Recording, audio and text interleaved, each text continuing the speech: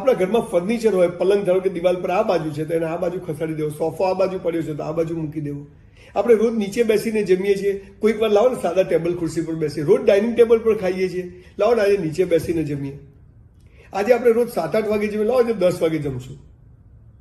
આ બધું કરવાથી આ નાની નાની ચીજોના બદલાવથી ખૂબ મજા આવશે.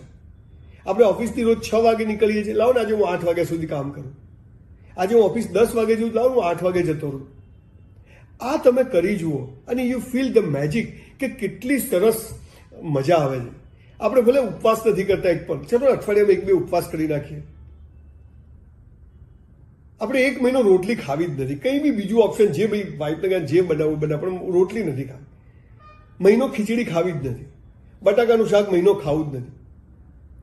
રોજ દાળ ભાત શાક રોટલી, બપોરે ચલો ને આજે સાંજે દાળ ભાત શાક રોટલી બનાવીએ.